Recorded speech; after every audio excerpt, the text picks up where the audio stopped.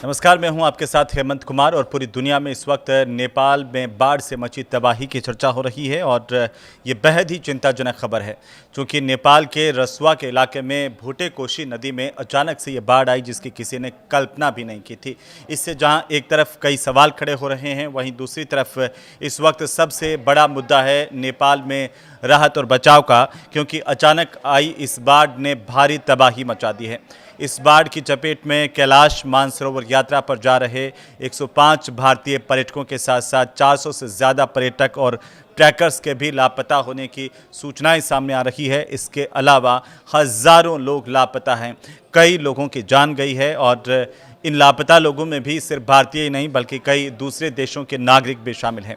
इसके अलावा कई नेपाली नागरिकों के मारे जाने की भी खबर है और जो जानकारियां अब धीरे धीरे सामने आ रही है, बताया जा रहा है कि बहुत भारी नुकसान हुआ है जिसने कभी कल्पना भी नहीं की होगी। इस तरह के हालातों की और इन हालातों की गंभीरता को देखते हुए नेपाल की सेना, स्थानीय प्रशासन, टूरिस्ट पुलिस, दूसरी सुरक्षा एजेंसियां बड़े पैमाने पर इस वक्त राहत और बचाव अभियान चला रही है।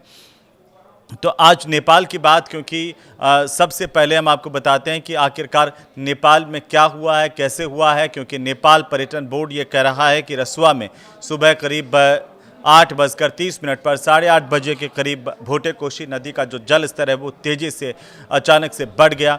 जो तस्वीरें सामने आई हैं वो बता रही हैं कि कितनी भयानक त्रासदी है ये और लोगों का, जान माल का, जनहानि का कितना नुकसान हुआ है, इन तस्वीरों को देखकर ही आप समझ सकते हैं।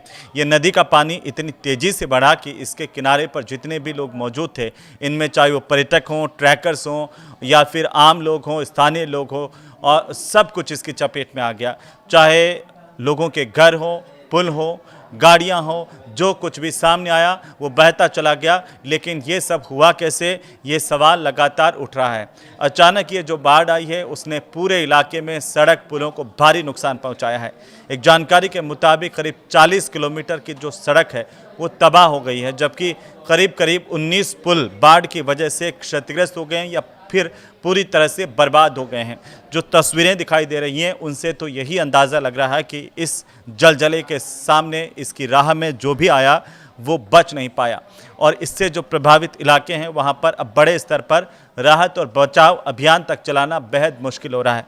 कई हेलीकॉप्टर्स लोगों की जान बचाने के लिए उतरे हुए हैं, लेकिन इतना काफ़ी नहीं है क्योंकि मलबा जिस तादाद में दिख रहा है, जिस कदर दिख रहा है, और ये जो पूरा का पूरा इलाका जिस कदर प्रभावित हुआ है, वहाँ पर अभी मौत के आंकड़ों की कल्पना करना बेमानी होगी, क्योंकि जैसे धीरे धीरे जानकारियाँ सामने आएगी वैसे पता चलेगा। लेकिन अभी सैकड़ों लोगों के मारे जाने की जानकारी है, हज़ारों लोगों के इसमें लापता होने की जानकारियाँ भी सामने आ रही हैं। कई जगहों का सड़क संपर्क पूरी तरह से टूट गया है। दूर दराज के इलाकों तक पहुंचने में रेस्क्यू टीमों को भारी मुश्किलों का भी सामना करना पड़ रहा है। और अगर हम बात करें उन लोगों की जिनके लापता होने की खबरें हैं, क्योंकि नेपाली पर्यटन बोर्ड ने जो जानकारी दी है उसमें 105 भारतीय पर्यटकों के भी लापता होने की जानकारी है। ये लोग कैलाश मानसरोवर की यात्रा के लिए जा रहे थे और इसके अलावा Australia, Netherlands, America, Malaysia, Britain, दक्षिण अफ्रीका के नागरिकों के भी लापता होने की जानकारियां सामने आई है। और साथ ही साथ इस बात की आशंका भी है कि इस दौरान लापता होने वाले हज़ारों लोग हैं, जिनमें पर्यटकों की संख्या भी काफ़ी है। जो इस इलाके में रहने वाले लोग हैं वो भी भारी प्रभावित हुए हैं और इस पूरे के पूरे इलाके में तबाही का मंजर देखने को मिल रहा है। वहीं इस वक्त जो सबसे बड़ी बात है वो ये पता लगाने की कोशिश की जा रही है कि लोग कहां फंसे हैं और रेस्क्यू ऑपरेशन अब किस तरीके से चलाए जाए। हालांकि इस पूरी त्रासदी को लेकर के प्रधानमंत्री नरेंद्र मोदी ने नेपाल के सरकार के आला नेताओं से बात की है, वहां के प्रधानमंत्री से भी बात की है और भरोसा दिया है कि दुख की इस विकट घड़ी में, त्रासदी की इस घड़ी में भारत नेपाल के साथ एक भाई की तरह से खड़ा हुआ है।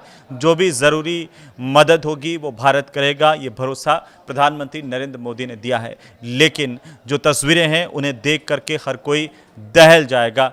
इस वक्त अगर नेपाल की धरती की हम बात करें तो नेपाल की जो सेना है, स्पेशल ऑपरेशंस टीम है, मेडिकल टीम्स हैं या और स्थानीय प्रशासन है, सुरक्षा एजेंसियां, सब इसी बात में जुटे हुए हैं कि लोगों को राहत बचाव के जरिए कैसे बचाया जाए।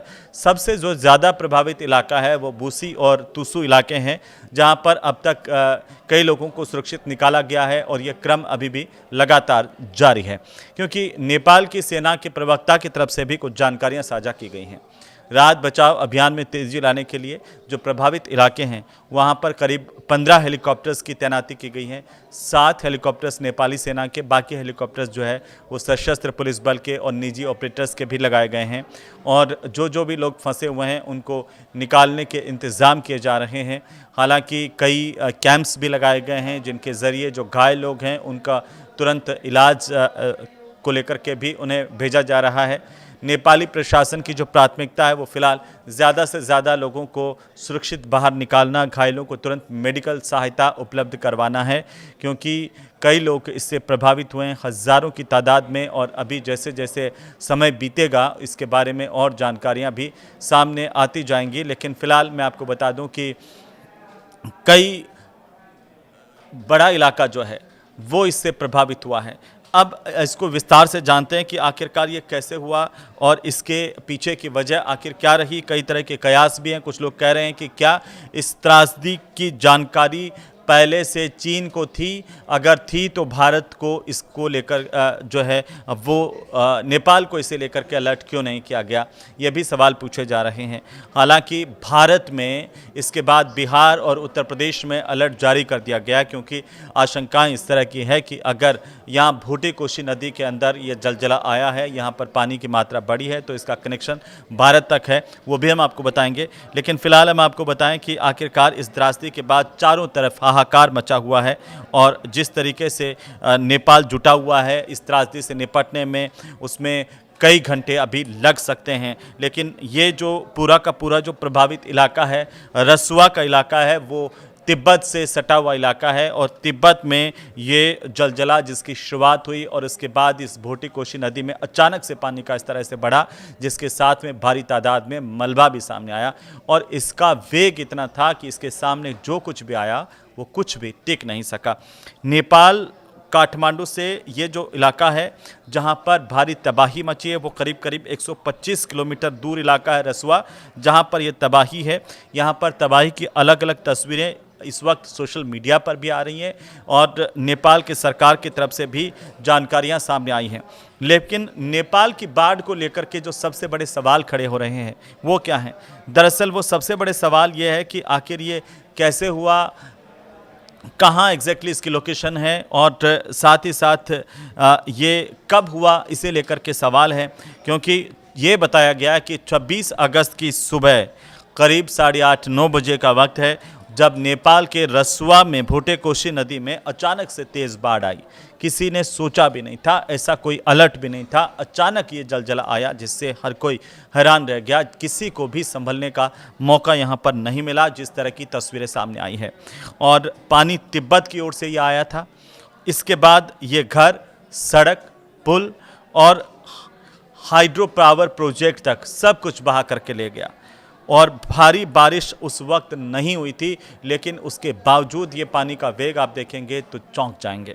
दरअसल ये कैसे हुआ, इसको लेकर के भी कई चीज़ें हैं। कुछ लोग ये मानते हैं कि शुरुआती आकलन जो है वो यह है कि बर्फ़ चट्टान का बड़ा हिस्सा जो लहदे नदी है उसमें गिरा, जिससे पानी की मात्रा अचानक से यहाँ पर बढ़ी, लेकिन पानी रुक गया और इसके बाद में रुकावट जैसे ही टूटी है, पानी और डबल तेज़ वेग के साथ में नीचे की तरफ बहा है और इससे फ्लैश फ्लड बन गई। और यही फ्लैश फ्लड जो है वो लोगों के लिए त्रासदी का कारण बनी है। ये ग्लेशियल जो झील है उसके फटने की भी आशंका जताई जा रही है। अभी हालांकि ये जांच का विषय है कि ग्लेशियल झील क्या फटी, कैसे फटी और ये सब कुछ कैसे हुआ। लेकिन जो इसके बाद में आपके मन में आ रहा है कि आखिर कितना नुकसान हुआ है, तो नुकसान का आकलन अभी जो है मोटे तौर पर ही सामने आ रहा है। जो सब कुछ हम देख रहे हैं वही बता पा रहे हैं, लेकिन सही आकलन कुछ समय बाद सामने आएगा। हिमालय में ग्लेशियर से जमा जो पत्थर है वो दरअसल बजरी और मिट्टी की जितनी भी प्राकृतिक रुकावट है वो एक मजबूत बांध की तरह से काम करती है, लेकिन ये मजबूत बांध की तरह होती नहीं है। क्योंकि बाहरी तौर पर आपको दिखेगा कि ये जो रुकावट है एक बांध के तौर पर है, लेकिन जो बांध की मजबूती होती है वैसी ये रुकावट नहीं होती है। और आप देखेंगे कि टूटते पानी के साथ में जिस तरीके से भारी मलबा यहाँ से निकलता है वो कारण बनता है इस तरह के नुकसान की आशंकाओं को भी बढ़ा देता है।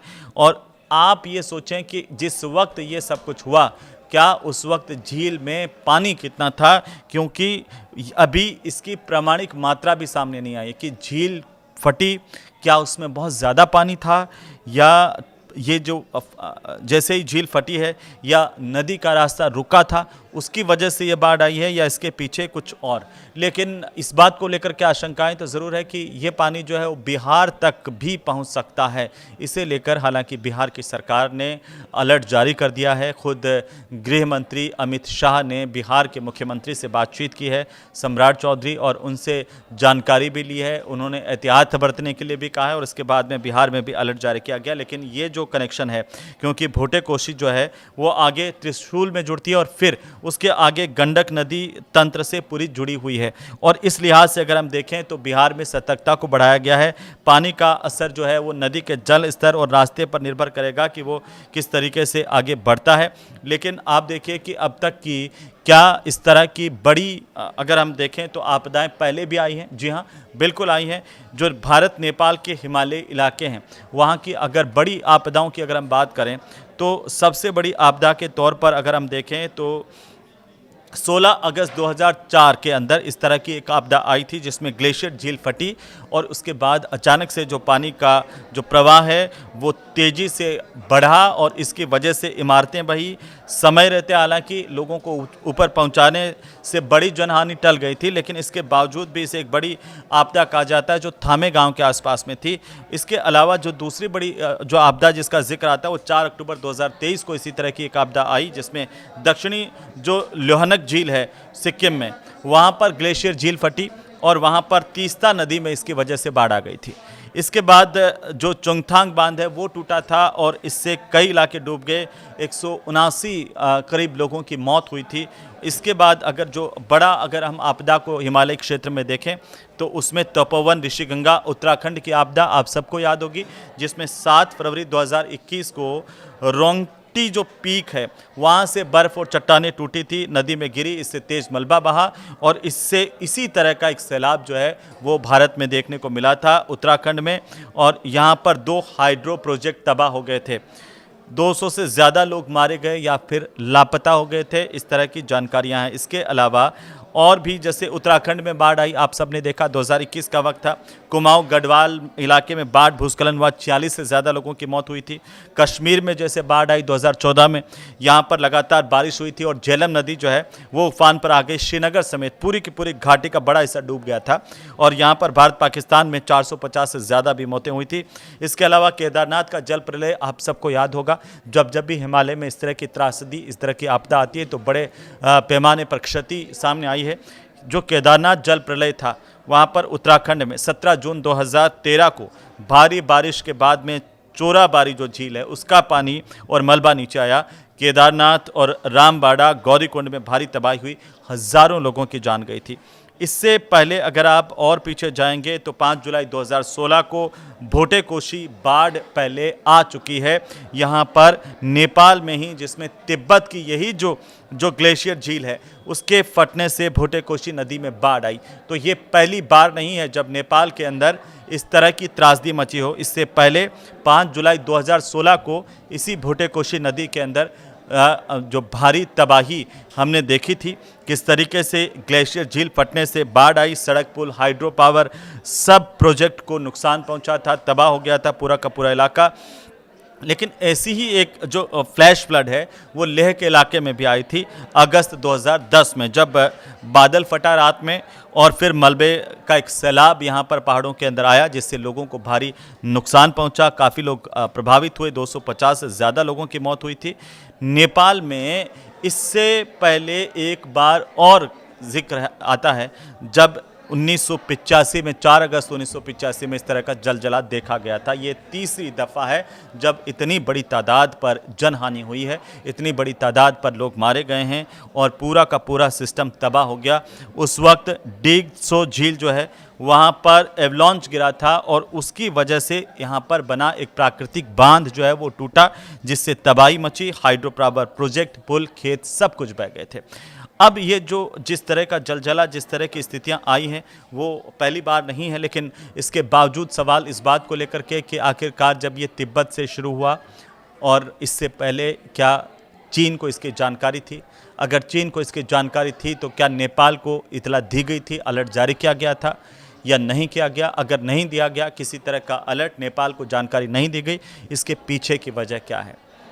क्या नेपाल इस वक्त जो सहन कर रहा है, सामना कर रहा है, उससे बचा जा सकता था? ये सवाल अभी भविष्य में है, लेकिन अभी जो रसुआ के इलाके में जिस तरीके की तबाही का मंजर है वो सोचने पर मजबूर करता है। वो ये दिखाता है कि आखिरकार कैसे इतनी बड़ी तबाही हुई है और कैसे प्रकृति के आगे मानव पूरी तरह से यहाँ पर बेबस नज़र आया, विकास पूरी तरह से ध्वस्त होता हुआ नज़र आया, कोई भी टिक नहीं पाया। इससे चारों तरफ जो है वो हाहाकार मचा हुआ है। अभी आंकड़े और आना बाकी है, लेकिन सबसे बड़ा सवाल जो आपके मन में इस वक्त आ रहा होगा, जो सबके मन में आ रहा है, वो ये आ रहा है कि आखिर ये ग्लेशियल झील जो है वो कैसे फटती है, इसके फटने के पीछे की वजह क्या है? क्योंकि पहले भी हमने बताया कि यही ग्लेशियल झील जो है वो एक बार जब पहले फटी थी, इसी तरह की तबाही आई थी, ये दोबारा हुआ है और नेपाल के लिए इस तरह की तीसरी त्रासदी है। तो ये झील कैसे फटती है, इसकी कुछ कुल मिलाकर के अगर वजह देखें तो 4-5 वजह सामने आती है। कई लोगों का ये मानना है कि जैसे जैसे पानी का स्तर बढ़ता है, यहाँ पर बर्फ़ जब तेज़ी से पिघलती है या ज़्यादा पानी आता है तो झील का जो जल स्तर है वो अचानक से बढ़ जाता है और इसकी वजह से बांध जो बना हुआ है उस पर दबाव पड़ता है और वो टूटने के बाद में के दौरान ये झील फट जाती है। दूसरी जो सबसे बड़ी वजह कुछ लोग मानते हैं वो ये मानते हैं कि ग्लेशियर या झरना जो है वो या चट्टान उसके अंदर गिरती है, उसकी वजह से इस तरह की तबाही आती है। यहाँ पर बड़े हिस्से का एक झील के अंदर गिरना इस तरह की तबाही ला सकता है।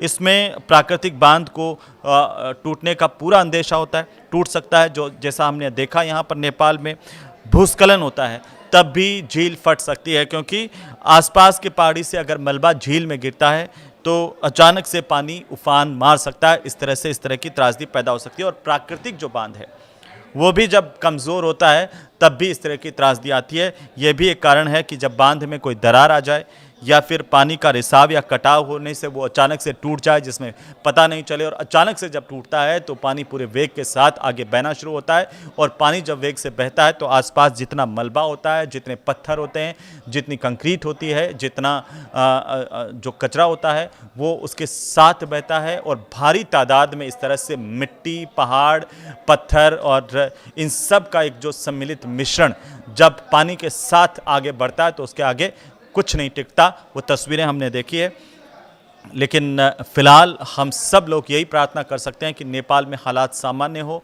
और वहाँ पर जो लोग हैं वो इस त्रासदी से उबर पाएँ। हालांकि इस वक्त चर्चा है इस बात को लेकर के, भारत की तरफ से भी बात करके वहाँ पर नेपाल के लोगों को ये आश्वस्त किया गया कि जो भी हर संभव मदद होगी वो दी जाएगी। प्रधानमंत्री नरेंद्र मोदी ने नेपाल के लोगों से भी कहा है और इस पूरी त्रासदी पर दुख व्यक्त किया है। लेकिन क्या सिर्फ हम ये सोचें यही काफ़ी है या इससे बचने का उपाय भी ढूंढा जाना चाहिए? ये अभी भविष्य के गर्भ में है। आप इसे लेकर क्या सोचते हैं, आप हमें ज़रूर बताइए कमेंट करके। वीडियो आपको अच्छा लगे तो इसे शेयर कर सकते हैं। नमस्कार।